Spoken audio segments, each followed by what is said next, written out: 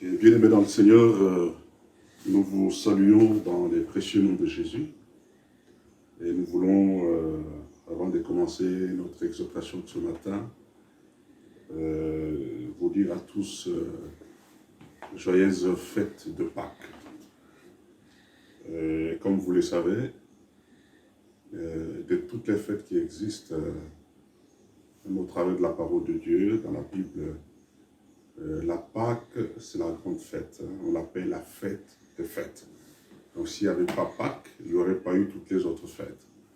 Donc là où vous êtes, vous qui nous suivez, je prie que la Pâques soit effective dans votre vie, dans votre maison, dans vos entreprises, dans votre foyer, et dans tout ce qui est à vous. Que la Pâques soit réelle. Alors nous allons ce matin lire deux passages de la Bible. Le premier, nous les tirons dans le livre d'Exode, chapitre 14. Nous allons commencer par le verset 13 jusqu'au verset 15. Donc je disais Exode 14, verset 13 jusqu'au verset 15. La Bible dit, Moïse répondit au peuple, ne craignez rien. Restez en place et regardez la délivrance que l'Éternel va vous accorder en ce jour. Car les Égyptiens que vous voyez aujourd'hui, vous ne les verrez plus jamais. L'Éternel combattra pour vous. Soulignez ça, l'Éternel combattra pour vous. Et vous, gardez le silence. Nous pouvons arrêter là, au verset 14. Il y a des paroles clés dans ce passage. La première dit « Ne craignez rien ». Donc je voudrais réitérer cette parole de Dieu dans nos vies. Dans vos maisons, ne craignez rien. Restez en place et regardez la délivrance que l'Éternel vous accorde en ce jour. Je voudrais vous dire que ce jour de Pâques est un jour de grande délivrance. Alors le deuxième passage, nous le tirons dans le livre de Romains, Romains chapitre 8, nous prenons le verset 37. Romains 8, 37.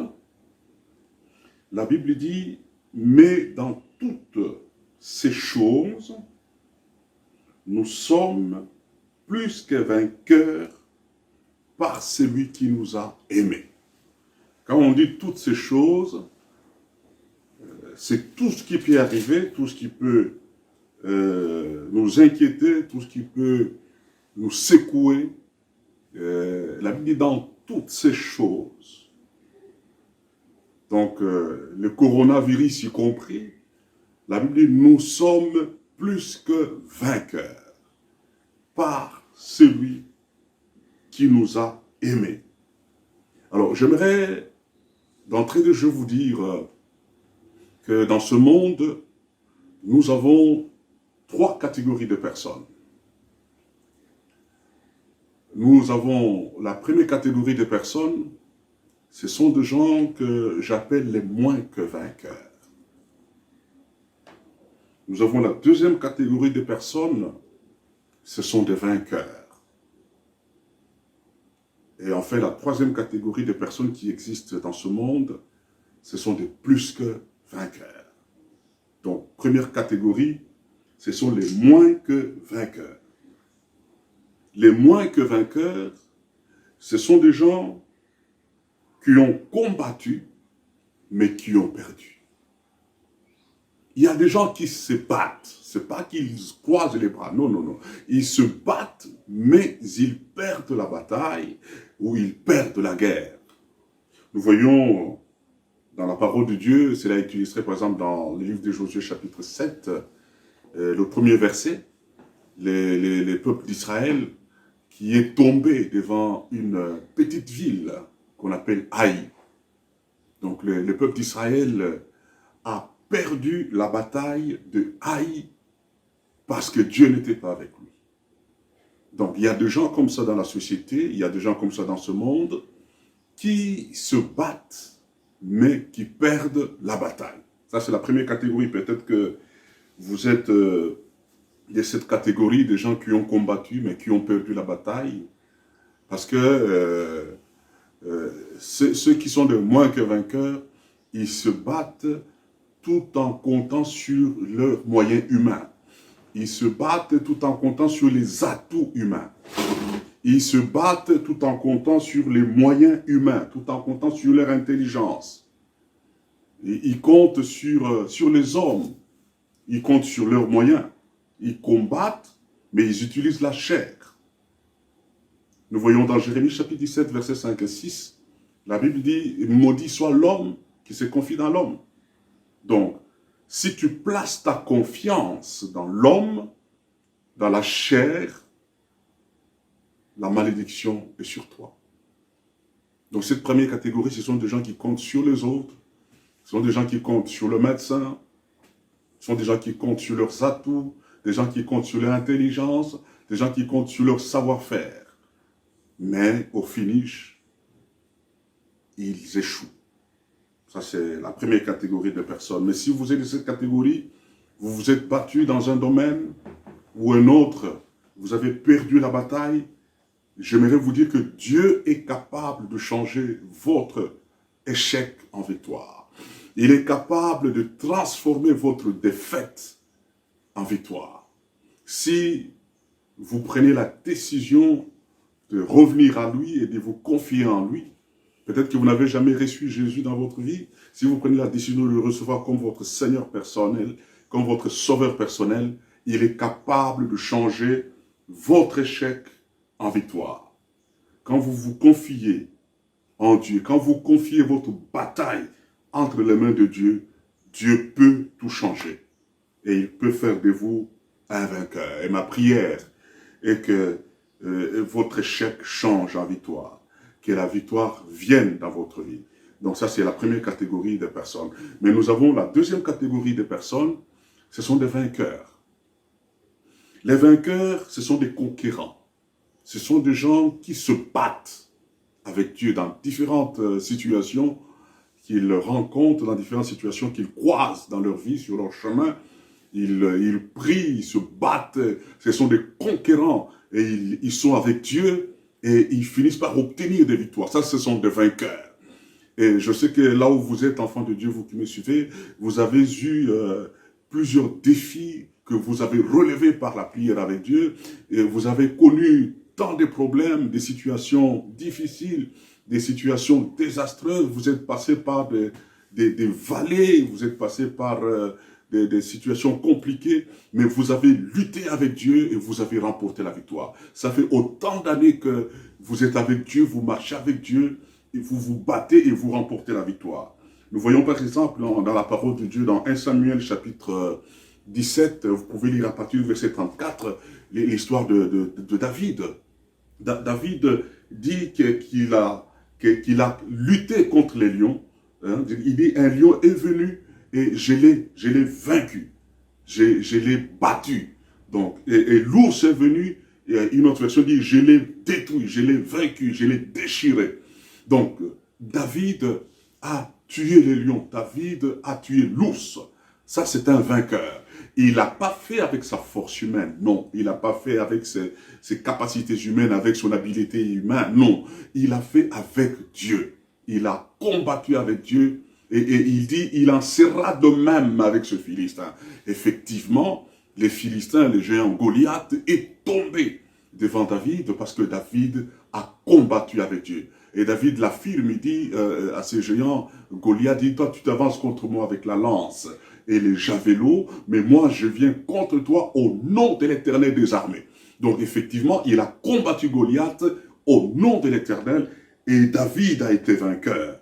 Et là où vous êtes, vous êtes des vainqueurs, vous avez vaincu, vous avez rencontré différentes situations, il y a eu des combats dans votre santé, il y a eu des combats dans votre foyer, il y a eu des combats dans la vie de vos enfants, il y a eu des combats dans votre travail, dans vos affaires, dans vos entreprises, vous avez lutté et vous avez remporté des victoires. Alors ça, c'est très important. Donc la deuxième catégorie, ce sont des vainqueurs, des gens qui se sont battus, mais avec Dieu. Ils étaient avec Dieu. Nous voyons Moïse, Dieu lui dit, je serai avec toi. Et Moïse a été vainqueur. Josué, Dieu lui dit, je serai avec toi comme j'ai été avec Moïse. Et Josué a été vainqueur. Donc les vainqueurs sont ceux qui combattent en ayant Dieu de leur côté. Oh, que Dieu soit loué parce que, enfants de Dieu, vous êtes des vainqueurs. Mais au-delà de cette catégorie, de cette dimension, il y a la troisième dimension. Il y a la troisième catégorie de gens, ce sont des plus que vainqueurs. Et le passage que nous avons lu dans Romains 8, la Bible dit, nous sommes plus que vainqueurs. Il dit, dans toutes ces choses, nous sommes plus que vainqueurs. Donc nous ne sommes pas des vainqueurs seulement, mais nous sommes plus que vainqueurs par celui qui nous a aimés. Ça, c'est très fort, bien-aimés. Donc, c'est la troisième catégorie de personnes. Ce sont des gens qui sont plus que vainqueurs. Les plus que vainqueurs, ici, ce sont des gens qui ont Dieu et qui, devant une situation donnée, ils n'ont pas combattu, mais Dieu a combattu en leur faveur. Bien-aimés dans le Seigneur, vous êtes plus que vainqueurs. Donc, Dieu va vous faire passer de la dimension de vainqueur à la dimension de plus que vainqueur. C'est un niveau de ceux qui gagnent, de bataille sans avoir combattu. Vous savez, il y a des combats que nous voyons qui sont visibles et il y a des combats qui sont invisibles. Il y a des dimensions de bataille où nous ne faisons rien, nous restons en place. Rester en place, c'est-à-dire rester dans notre position d'enfant de Dieu, rester dans notre position de fils de Dieu, de fille de Dieu. Nous restons dans cette position-là, nous restons en place et Dieu combat en notre faveur. Nous voyons dans le passage que nous avons lu dans Exode chapitre 14, à partir du verset 13, comment Israël a gagné la bataille parce que Dieu a combattu pour leur victoire. Donc, les plus que vainqueurs, ce sont des gens qui gagnent parce que Dieu a combattu leur bataille pour eux. Je crois que vous me comprenez. Donc, Dieu combat votre bataille pour vous. Et c'est ce qui se passe maintenant, bien-aimés. En cette journée de Pâques, Dieu combat votre bataille pour vous. Nous voyons même en Égypte, les enfants d'Israël ne sont pas allés attaquer les Égyptiens. Les enfants d'Israël n'ont pas pris des lances, des javelots pour attaquer l'armée des pharaons. Non. Ils sont restés en place. Ils ont placé le sang de l'agneau sur les portes et sur les linteaux. Ils sont restés dans leur position d'enfants de Dieu, du peuple de Dieu. Et Dieu a combattu pour eux. Donc nous voyons dans Exode chapitre 14, verset 13, nous pouvons aller jusqu'au verset 28, nous voyons ici l'armée de Pharaon qui attaque Israël. Et ils ont finalement cerné le peuple d'Israël. Devant, il y avait la mer Rouge, de part et d'autre, il y avait des montagnes, et derrière, il y avait l'armée de Pharaon. Israël a eu peur. Israël a paniqué. Ils étaient entourés par l'armée de Pharaon. Et devant, il y avait la mer Rouge.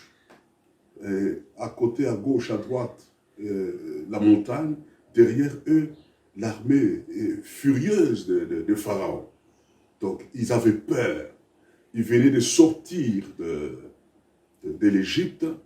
Ils n'avaient pas encore la force militaire. Ils n'avaient pas des armes. Ils ont commencé à pleurer. Qu'est-ce que nous allons faire devant cette armée? L'armée des pharaons était une armée puissante. Ils se sont sentis faibles. Ils se sont sentis impuissants devant l'armée de Pharaon. Peut-être que vous vous sentez aussi faible, vous avez peur de ce qui se passe. Le monde devient impuissant, même la grande puissance, l'Amérique, elle est impuissante devant les Covid-19. Donc les gens ont peur. Mais ce qui m'intéresse ici, c'est la parole que Dieu a prononcée par l'entremise de Moïse. Il dit, gardez silence. Il dit, ne craignez rien. Bien-aimé, la même parole, Dieu me charge de vous la donner. Ne craignez rien. Restez en place. Et regardez la délivrance que l'Éternel va vous accorder aujourd'hui. Donc, il y a quelque chose qui va arriver, bien-aimé. Il y a quelque chose qui va se passer, il y a quelque chose qui va se produire. Et puis la parole de Dieu dit, car les Égyptiens que vous voyez aujourd'hui, vous ne les verrez plus jamais. Je suis en train de vous dire que quelque chose est en train de se passer. Avec la Pâque que nous sommes en train de célébrer, après cette Pâque, vous allez voir que la délivrance va commencer à s'opérer et finalement, ça sera maintenant la chute de cette pandémie jusqu'à la disparition. Donc après cette Pâque, il y a quelque chose qui va arriver, bien-aimés. Nous allons tendre progressivement vers la délivrance totale. Et je suis convaincu que le monde ne sera plus le même. Même la vie de l'Église va changer. Donc Dieu nous amène à une autre dimension. Parce que la Pâque, c'est une force, c'est une puissance. Donc Moïse dit, regardez la délivrance que Dieu va vous accorder aujourd'hui. Les Égyptiens que vous voyez, vous ne les verrez plus jamais. J'aimerais aussi confirmer au peuple de Dieu que les Égyptiens que vous voyez, quelle que soit leur nature, les ennemis que vous avez vus, vous ne les verrez plus jamais. Parce que quelque chose se passe aujourd'hui. Dieu lui-même va s'élever et il va combattre pour vous. Si vous prenez 2 Chroniques chapitre 20, vous pouvez lire tout le chapitre. Il y a 3 rois puissants qui ont attaqué Israël. Un roi qui n'était pas encore fort, qui n'était pas puissant. Mais Dieu a combattu pour lui. Il était plus que vainqueur. Ce n'est pas l'armée qui est allée. Non, non. Les chantres ont commencé à louer Dieu. Ils ont célébré Dieu. Ils ont glorifié Dieu. Ils ont élevé des actions de grâce vers le Seigneur. Et dans le camp de l'ennemi, ils ont commencé à s'entretuer entre eux. Jusqu'au dernier ennemi. Et Israël n'a fait que ramasser les dépouilles et il n'a fait que prendre les butins. C'est ce qui va arriver, bien-aimé. Dieu t'amène dans une dimension telle que tu ne vas pas te battre, mais Dieu va combattre pour toi. Ce temps ici, c'est un temps merveilleux que Dieu nous donne pour que nous puissions laisser Dieu prendre la scène du combat. Laisser la place à Dieu. Qu'il prenne la scène. Dieu est en train de prendre maintenant la scène. Il monte sur la scène de votre bataille. Il monte sur la scène de votre combat. Vous verrez cette victoire, une victoire extraordinaire.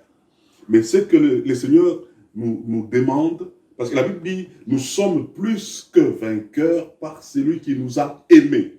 Donc il y a l'élément amour de Dieu qui entre en jeu pour cette victoire. Et si vous êtes enfant de Dieu bien-aimé, vous avez donné votre vie au Seigneur, sachez que cet amour de Dieu est en train de rayonner sur vous. Parce que Dieu vous aime, il va vous rendre plus que vainqueur. Ça, c'est le premier élément. Le deuxième élément important, c'est l'attachement à Dieu. Ceux qui s'attachent réellement à Dieu, de tout leur cœur, de toute leur âme, de toutes leurs pensées, de toutes leurs forces, ceux-là, Dieu combat pour eux. Attachez-vous à Dieu. Et puis, troisièmement, c'est l'obéissance. Quand vous lisez Deutéronome, le chapitre 28, la Bible dit, si tu obéis à la voix de l'Éternel, ton Dieu, voici les bénédictions qui te suivront, ici de suite. Il dit, l'Éternel lui-même, il y a une version qui dit, fera chuter tes ennemis. Donc, quand on marche dans l'obéissance à la parole de Dieu, Dieu lui-même fait chuter les ennemis. Parfois, vous ne combattez même pas. Votre obéissance devient une arme. Donc, bien-aimé, Dieu va combattre pour vous. Marchez avec Dieu. Laissez l'amour de Dieu inonder votre vie. Obéissez à la voix du Seigneur. Ce que Dieu vous dit de faire, faites-le. L'orientation que Dieu vous donne, suivez-la. Les directives que Dieu vous donne, suivez-le. Et Dieu va faire de vous plus que vainqueur. Il frappera vos ennemis. Et enfin, le dernier élément, c'est l'élément de la confiance. Faire confiance en Dieu. Ceux qui lui font confiance, Dieu combat pour eux. Dieu combat en leur faveur. Je vous exhorte, bien-aimés, à faire totalement confiance en Dieu. Dans cette situation difficile que nous traversons, dans ces moments difficiles que nous vivons, faites confiance en Dieu. Et vous allez voir ce que Dieu va faire pour vous, ce que Dieu va accomplir dans votre vie. Au nom de Jésus-Christ. Amen. J'aimerais que nous puissions prier quelques instants. Là où vous êtes, dites à Dieu, Seigneur, je te fais confiance. Seigneur, je tourne mes yeux vers toi, je fixe mes yeux sur toi, Seigneur. C'est toi ma délivrance. Et témoigne ta confiance en Dieu. Prions, bien-aimés. Seigneur, nous voulons en ce moment placer notre confiance en Dieu. Nous voulons que tu sois notre Dieu et nous voulons te mettre, Seigneur, au centre de tout. Seigneur, que tu occupes le trône de nos vies, le trône de notre cœur. Seigneur, nous voulons te laisser la scène. Maintenant, monte sur la scène. Que ce combat ne soit pas notre combat, mais que ce combat devienne ton combat. Que ta parole qui dit, gardez silence, l'Éternel combattra pour vous. Que cette parole s'accomplisse maintenant dans la vie de ton peuple. Au nom de Jésus-Christ. Amen. Alors, comme je vous ai dit, bien-aimés, nous allons prendre la Sainte Seine. Là où vous êtes dans vos maisons, préparez déjà votre repas sacré, votre pain que vous avez fabriqué, ou crêpes sans levain, comme je vous l'ai dit hier, et votre jus de raisin ou votre boisson sucré, les Vitalo par exemple.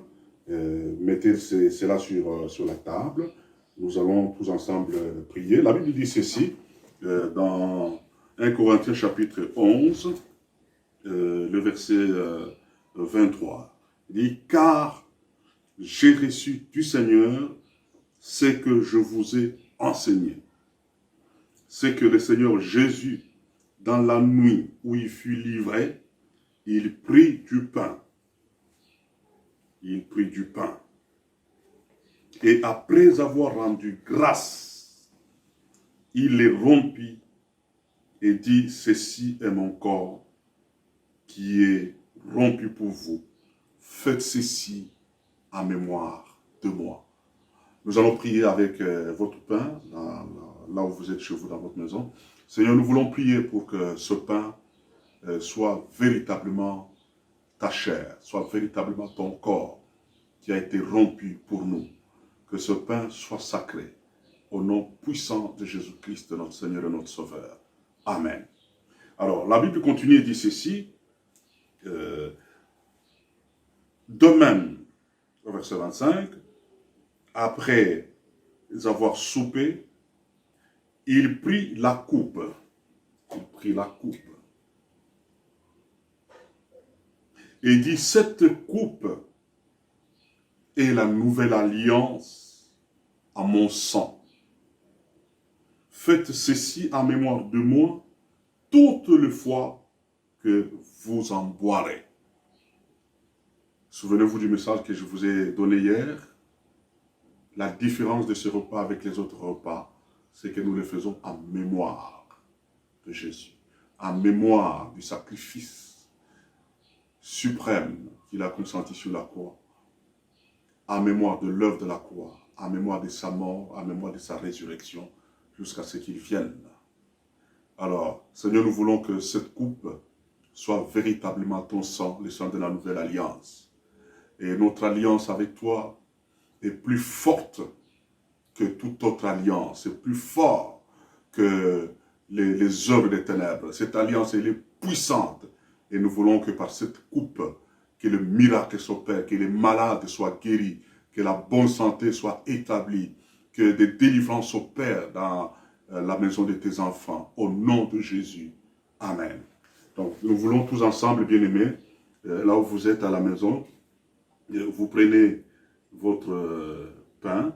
J'aimerais que toute la famille, hein, là où vous êtes, pendant ces temps, nous allons jouer pendant 1 ou 2 minutes.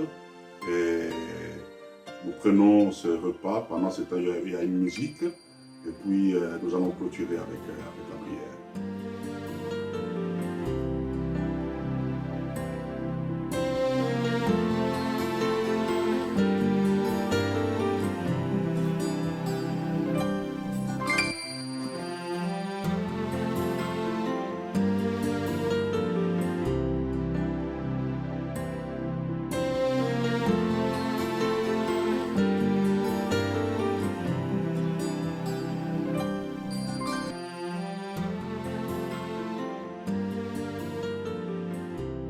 Le Seigneur vous bénisse.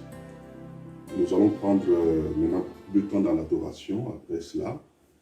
Mais avant que je le clôture, je voudrais rappeler ce que j'ai dit l'autre fois.